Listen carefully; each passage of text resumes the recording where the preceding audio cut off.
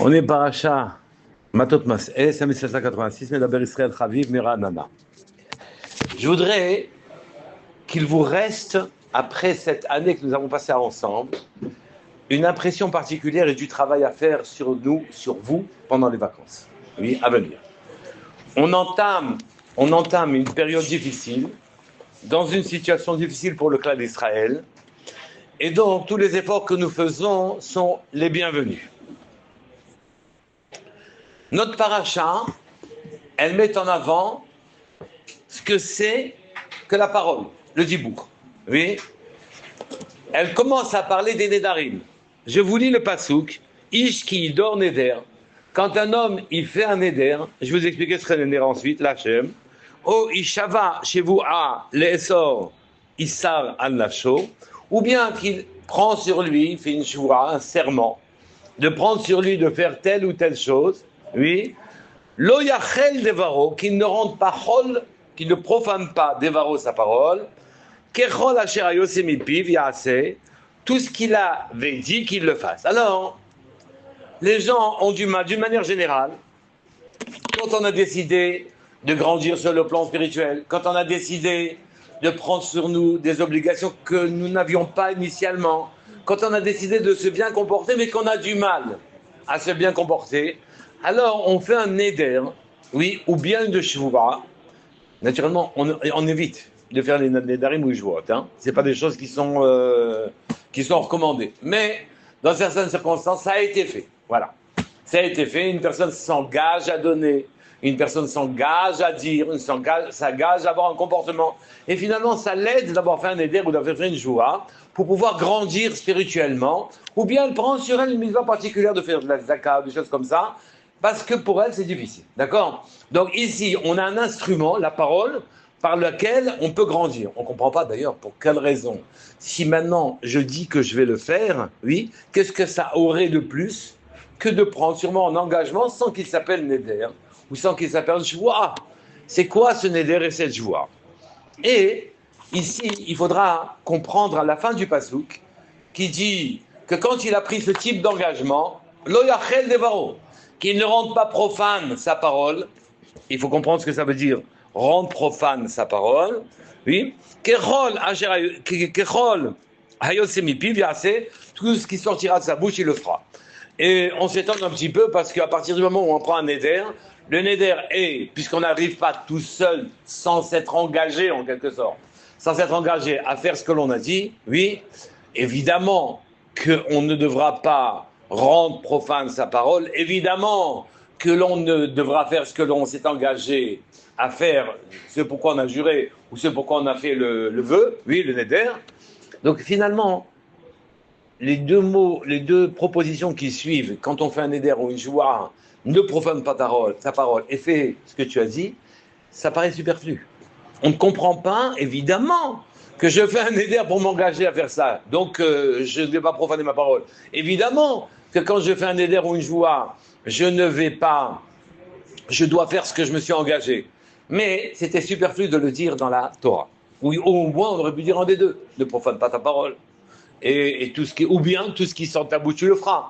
Mais pas les deux. À quoi ça rime de dire les deux? Eh bien, pour arriver à comprendre ce pasouk, on est obligé de passer par une longue parenthèse. Qu'est-ce que c'est que le dibour? C'est quoi le dibour? Et il y a un texte dessus, de Rabbi Yaakov Bersera, un texte très très important, et qui commence par les mots suivants, et qui dit, vous savez, le monde dans lequel on vit là, tout ce que l'on voit comme réalité, ça s'appelle Malchut, le royaume de Dieu. Pas Keter, pas la couronne qui n'est qu'une symbolisation de sa puissance et de son ratson. Non, c'est sa réalisation. Nous sommes dans le monde réalisé par Hachem. Eh bien, le chidouche que fait le Gaon Rabbi Yaakov Bersera, c'est qu'il dit que Malchut, notre monde à nous, s'appelle aussi Davar, parole. C'est-à-dire nous vivons en quelque sorte dans les paroles d'Hachem. Tout ce que vous voyez, c'est une cristallisation des paroles d'Hachem. Oui. Et donc notre monde à nous, qui est le plus proche des émanations les plus spirituelles d'Hachem. Oui, cette espèce de matérialisation, de réalité, qui est la force la plus proche d'Hachem s'appelle Malchut, royauté d'Hachem.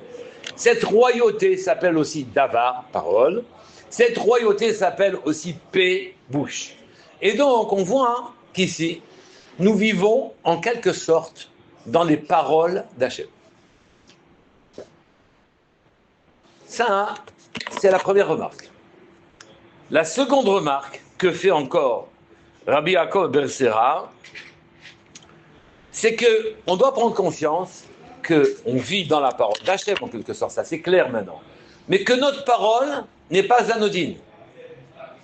Et que depuis qu'on a reçu la Torah, Akadosh Baruch Hu nous a donné d'être l'idiot lo, les Elohim. C'est marqué que vous serez pour moi, vous l'idiot pour lui, les Elohim pour être en Dieu.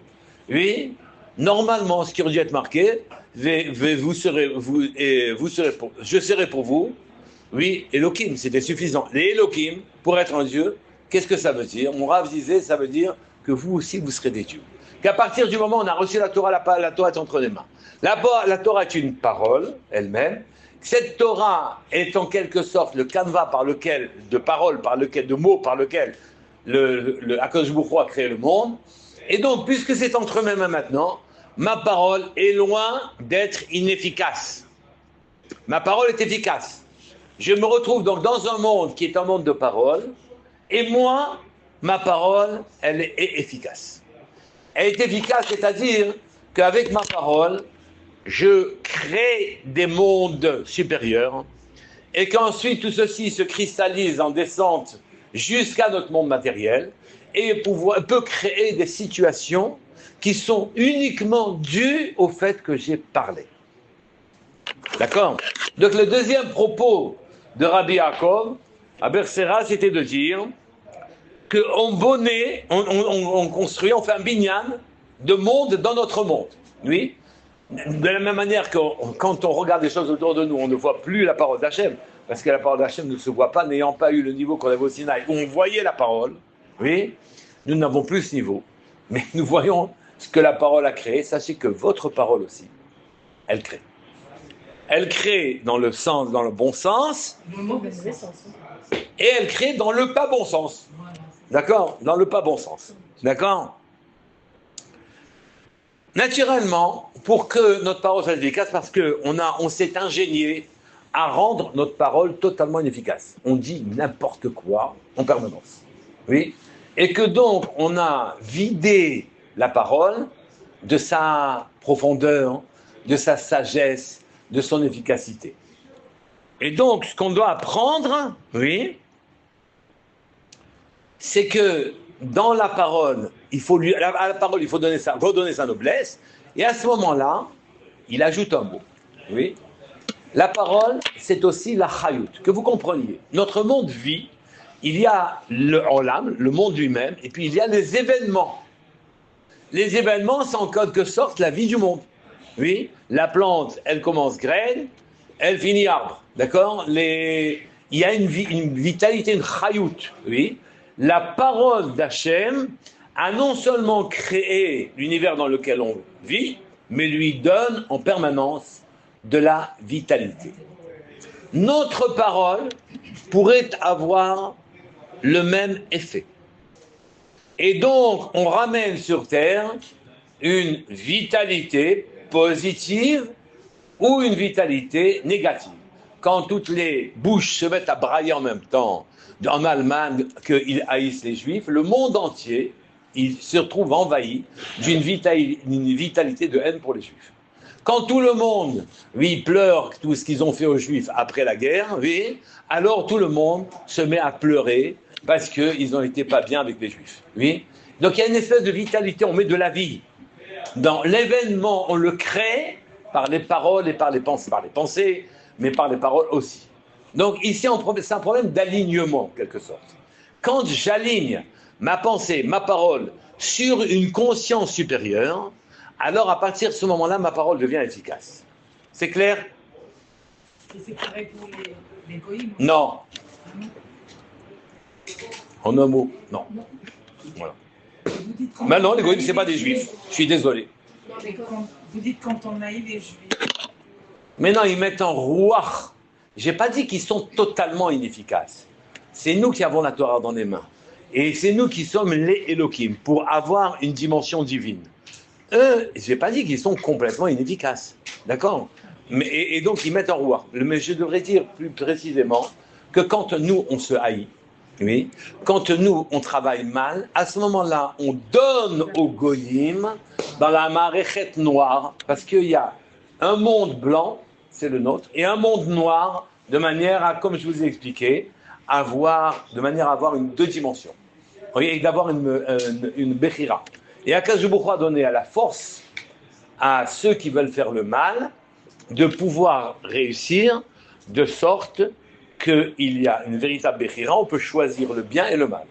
Les goyim se sont engouffrés dans le mal, oui, et ils ont des résultats, car Akash Baruch Hu a fait une maréchette, un système, merci, voilà. Il a fait un système dans lequel les deux choses sont équilibrées. Donc les goïms savent très bien que le mal équilibre le bien. C'est sûr qu'à la fin, le mal, on va le détruire.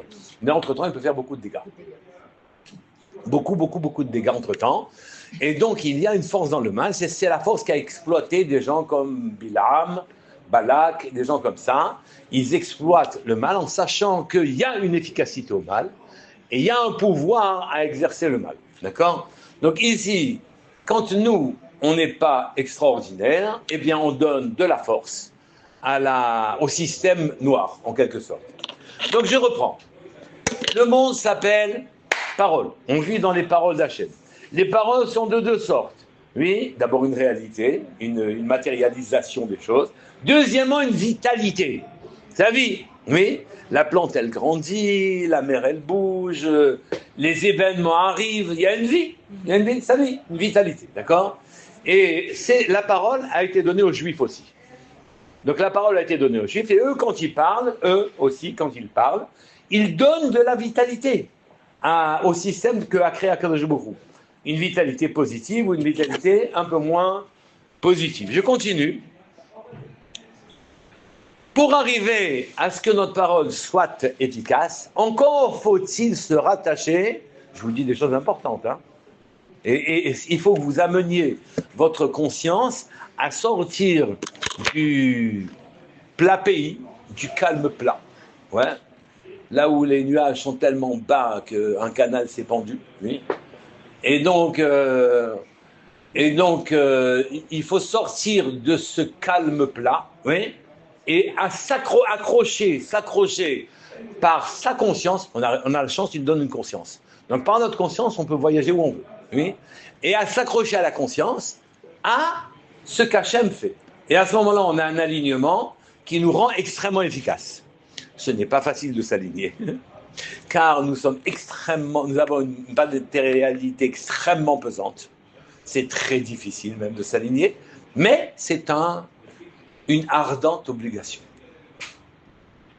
Oui, une ardente obligation. On est juif, c'est ouvert normalement, on peut rentrer. Hein. Non, ah, d'accord. Et donc on doit s'aligner. Quand on s'aligne, alors à ce moment-là, il se passe quelque chose d'exceptionnel. C'est que notre dibour rencontre le dibour d'Hachem originel. Oui. Il y a des mots en haut, les paroles d'Hachem maintiennent le monde en permanence en état de vie, ouais. Il maintient le monde, et nos paroles rencontrent les paroles d'Hachem et viennent, en quelque sorte, dans une certaine mesure, les réveiller, les ouvrir, alors qu'ils commencent à s'éteindre à cause de nos bêtises. On arrive avec des bonnes paroles, des paroles d'engagement. Et c'est quoi les paroles? Les paroles, c'est le limoud à Torah.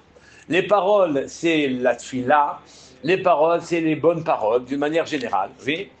Et donc, ces bonnes paroles, quand on arrive à rencontrer le dibour d'Hachem, qui crée le monde et qui lui donne sa véritable dimension, alors à ce moment-là, notre parole devient extrêmement efficace. Et elle influence, d'accord? Et ensuite, nos paroles viennent s'associer à la cristallisation, à la matérialisation des paroles d'Hachem pour créer le monde, d'accord? Maintenant, je vous ai dit que la Malchut, c'est la Shrina, la résidence d'Hachem, qui d'après le Gaon, Rabbi Yaakov Aversera, qui s'appelle Davar. La Shrina s'appelle Davar. La Shrina s'appelle paix. Oui. Et donc vous voyez que toute notre vie, on vit de la parole. La parole, quand on sort Hevel, le souffle qui sort de nos narines, ou le souffle qui sort de notre bouche, oui, c'est le nefesh qui sort. Oui. Les animaux ne savent pas mettre des mots dans cette vie qui s'en va, cette vie que l'on donne au monde, oui, et nous mettons des mots. Et les mots que nous mettons donnent de la chayout au monde entier. Est-ce que c'est clair ce que je dis? C'est pas facile de le réaliser dans la pratique, parce qu'on n'est pas aligné, et que ce qui nous intéresse, c'est des paroles bêtes, oui, et pas les paroles profondes. Et on n'arrive pas à s'aligner avec le dibour d'en haut. Mais c'est comme ça que ça marche. Et donc, la shrina, c'est le dibour, c'est le monde, oui, le monde que nous connaissons, oui, et donc à ce moment-là, nous influençons sans arrêt, le monde par nos paroles, d'accord? Évidemment que tant qu'on ne se rattache pas au dibour d'Hachem, oui, alors à ce moment-là, nos paroles n'arrivent pas à donner de la chayout, de la profondeur, de la perspective au monde lui-même. Il faut arriver à se rattacher. Prenons des exemples pratiques. Dans la tfila, généralement, on a la tête ailleurs. On est en train de prononcer des mots, oui, ces mots qui sont tellement importants, car chaque mot construit le monde. On nous a donné même le texte qu'il faut dire pour que le monde trouve sa pérennité en permanence. Ce texte-là qu'on a sous les yeux, on l'annonce, lui, il est minapé velachutz. Il n'est pas passé ni par la pensée, ni la parole, il n'est même pas dans la parole. C'est des sons qui sortent. Oui, c'est terrible. C'est terrible. Car nous sommes nés pour ça. Nous sommes nés pour pouvoir étudier avec des mots, lui dire des mots qui sont des mots importants. Et on transforme les choses matérielles. Un, il a volé un taureau, l'autre, il a volé un veau, l'autre, il a pas ceci, on l'a retrouvé, on l'a pas retrouvé, etc.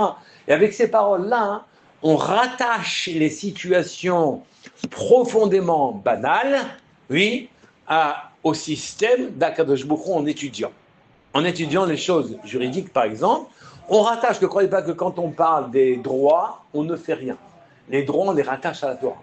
Oui, et à partir du moment où on parle, on rattache les situations matérielles, les situations basses, les situations de notre vie banale, alors on les rattache aux paroles de Torah de là-haut, et le monde vit de cela. Oui. On les lit, on ne les crée pas nous-mêmes. Est-ce qu'elles ont moins de puissance que quand on va dire nous-mêmes nos paroles? C'est pour ça qu'on a du mal des fois à... Écoutez, il y a l'idéal, c'est de dire les paroles qu'on nous a dit de dire avec la kavana. D'accord? Maintenant, généralement, parce que ce n'est pas nous qui avons inventé ces paroles, alors la kavana, elle n'est pas facile à mettre dans les mots. Bon, c'est un problème. D'accord? Évidemment que quelqu'un qui, du fond de son cœur, il dit des paroles, même en français, elles ont un impact car la kavana est forte. Oui? Mais les paroles dites en hébreu, même s'ils n'en connaissent pas le sens, rien que parce que des lettres s'envolent et forment des mots en haut, ces lettres dont je ne connais pas le sens créent une vitalité, une puissance que je n'arrive même pas à nommer. Oui, je fabrique le monde avec la tefila. Je fabrique le monde avec le limoud.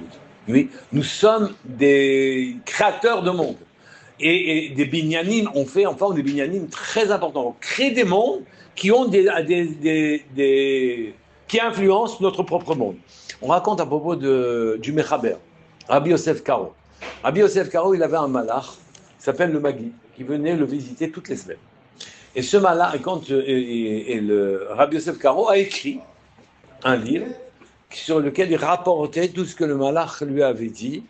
Un jour, il rapporte que le malach lui a dit, oui, il faut être dans les 10 premiers à la tefila, il faut se lever tôt, il faut faire ci, il faut faire ça, il faut pas faire, etc. Et Yosef Karo, c'est un peu plein en disant, ouais, toi, c'est un sale malard, c'est facile pour toi. Ouais. Chez nous, c'est un peu plus difficile, c'est pas si simple que ça. Et le malach dit, Bechol Zot, tu n'as même pas le droit de t'arrêter d'étudier les Mishnayot. Oui, tes lèvres doivent sans arrêt remuer pour agir le car de tes Mishnayot dépendent des mondes entiers. Entendez, il y a des mondes qui dépendent des mondes, qui dépendent des mondes, qui dépendent des mondes. À la fin, il y a la famine ici, à la fin, au contraire, il y a le bonheur ici, etc. Tu ne peux pas t'arrêter. Et il lui a dit, tu ne peux pas t'arrêter. Des mondes dépendent de toi. Donc vous voyez un petit peu jusqu'où ça va. D'accord ? Et les femmes, c'est pareil. Pour tout le monde, c'est pareil. Mais ça s'exprime en prière chez les femmes. Hein ? Chez les femmes, ça s'exprime en prière. Écoutez, ma parole, ça c'est une prière, ça c'est n'importe quoi. C'est tout le temps comme ça. Soit, il n'y a pas parvé, comme dans la cuisine. Soit fromage, soit viande. Soit ce que je dis, c'est bien. Soit ce que je dis, c'est pas bien. J'ai jamais dit, est-ce que j'ai dit que c'était facile? Les bris, les mecs qui sont très... J'ai pas dit que quand on n'a pas tout réussi, et alors tout est à jeter. J'ai pas dit ça. Je dis simplement, hein, je dis qu'on prend tout ce qu'on peut prendre et puis petit à petit on grandit et on est capable à ce moment-là de se rattacher au système. C'est très dur, mais il faut le faire. Il faut le faire. Il faut que nos mots soient vivants. Oui, et c'est pas simple. Et c'est pas simple, d'accord ? Et donc, maintenant qu'on a dit ce que je viens de dire maintenant, alors je voudrais revenir à ce qu'on a au Passouk. Le Passouk dit, quand tu fais un éder, quand tu fais une joie, l'otachel dvaro, ne rend pas profane ta parole. Et ce que tu as dit, tu dois le faire. Oui. On connaissait, en français, on connaît un monsieur qui s'appelle La Palisse. La Palisse est mort en perdant la vie. Quelques minutes avant sa mort, il était encore en vie. Si je fais un éder, c'est pour m'obliger à faire ce que je lui dis. Ne me dis pas maintenant, fais attention de faire ce que tu dis. Évidemment, je fais le éder pour ça. L'otachel varo, ne rends pas chol ta parole. Évidemment que je ne vais pas rendre chol ma parole. Qu'est-ce qu'il veut dire ce pasouk? Et Rabbi Yaakov Aversera, il vient et nous dit, ce pasouk veut dire la chose suivante. On ne te parle plus quand on te demande de ne pas rendre profane ta parole. On ne te parle plus quand on te parle, on te dit de faire ce que tu t'es engagé par le neder ou la joua. On ne te parle plus de ce que tu as dit dans la joua ou dans le neder. C'est pas du tout ça dont on te parle. C'est que quand tu fais un neder et qu'évidemment tu veux t'engager à faire quelque chose, tu prends une bonne voie. Hein. Sache que dans tout le courant de ton existence, faut pas que ta parole soit profane. Dans tout le courant de ton existence, faut que tu fasses ce que tu dis. Que tu prennes conscience que ta parole est importante en dehors des nédarim et des jouets. Et alors à ce moment-là, ta parole prendra ton néder à une dimension. Je répète. Quand le pasouk vient et il te dit, quand tu fais un néder, tu fais une joie, ne profane pas ta parole, ce que tu as dit, tu le feras. Évidemment, j'ai fait le néder pour ça. D'accord ? Je dis, non, mais on ne parle pas de ce que tu as dit dans le néder. On te dit, d'une manière générale, voilà, maintenant, tu prends conscience que tu es obligé de t'engager à faire quelque chose pour pouvoir grandir sur le plan spirituel. D'accord ?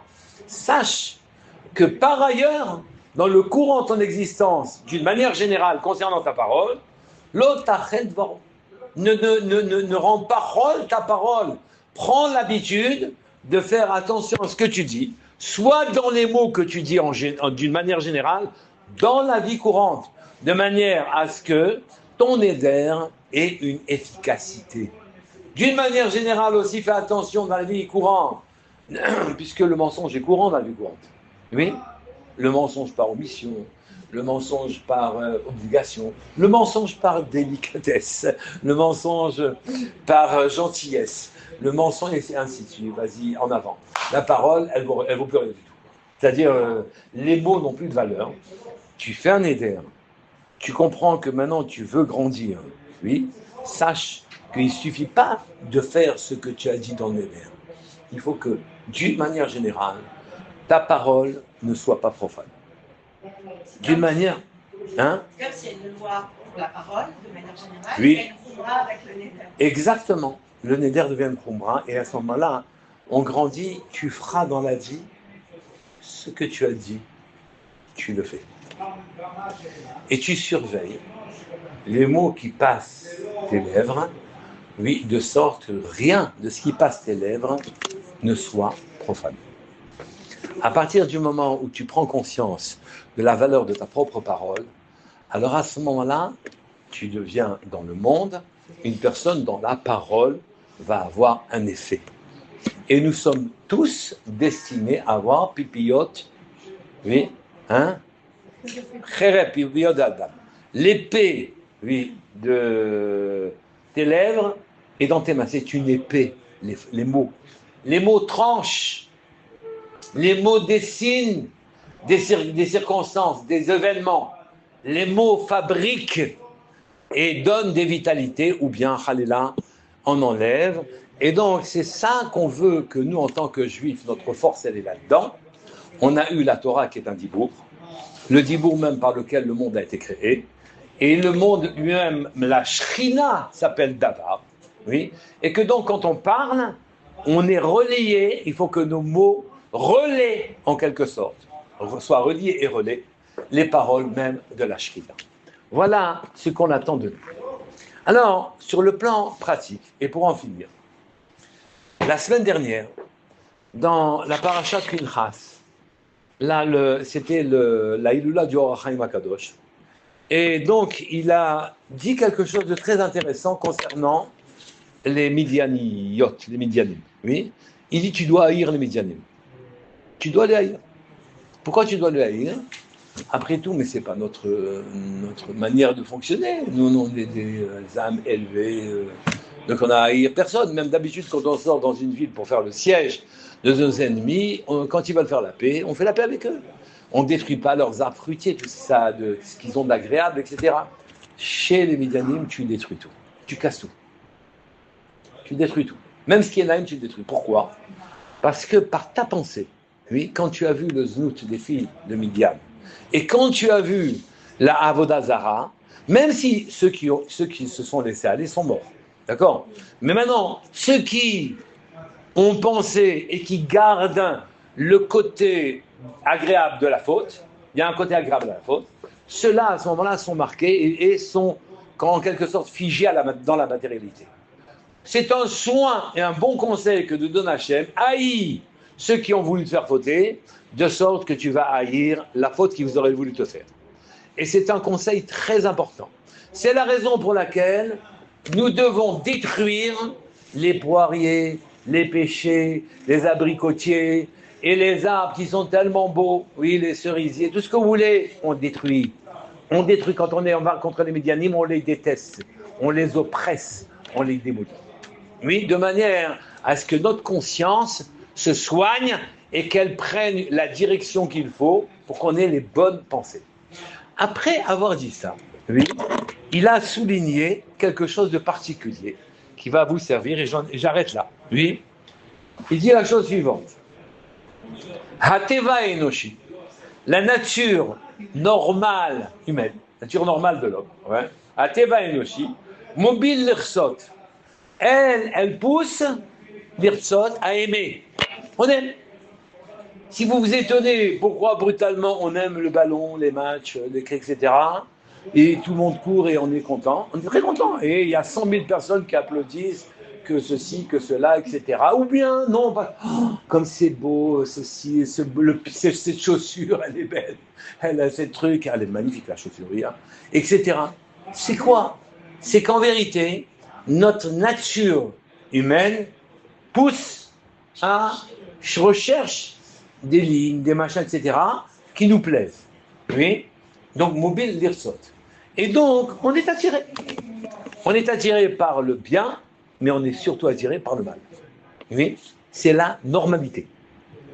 Et nous avons la mitzvah de ne pas se rendre prisonnier de la nature humaine, oui, et d'essayer d'élever notre propre nature. Le Orach Chaim précise une chose très importante. C'est qu'en vérité, une chose très importante. C'est qu'en vérité, nous avons deux natures. Oui, on a une nature qu'on a perdue, qu'on avait avant, qui était celle de Adam Arishon avant sa faute. On a une nature qu'on a perdue, qui était celle de nous au Sinaï, où on a entendu la parole d'Hachem. On était là avec lui. Oui. Cette nature est voilée, elle est obstruée par la nature matérialiste que nous avons. Et cette nature matérialiste nous empêche, qui demande, qui aime tout. Elle aime le beau paysage, elle aime la montagne, elle aime les vacances, elle aime l'argent, elle aime tout. D'accord ? Elle veut. D'accord ? Cette nature obstrue la nature profonde que nous avons. La nature profonde que nous avons, nous la réveillons grâce aux mitzvot. C'est pour ça que nous avons 613 mitzvot. Et que nous avons la mitzvah de savoir, qu'on a cette nature profonde qui ne se confond pas avec nos amours superficiels et parfois ridicules, oui, qu'on regarde comme ce ballon il est beau, etc. Oui. Et cette nature, nous devons la réveiller. Donc il dit, l'Orach Chaim HaKadosh, vous devez savoir, que vous avez une nature qui est une nature sichlite, une nature rouchanite, oui, une nature qui va avec le rouach, rouchani c'est rouach, le hevel qui sort de notre bouche et qui prononce des mots, ça donne de la rouchaniout. Ça donne de la rouchaniout, d'accord ? Et cette nature, on doit la réveiller. Elle demande un effort important.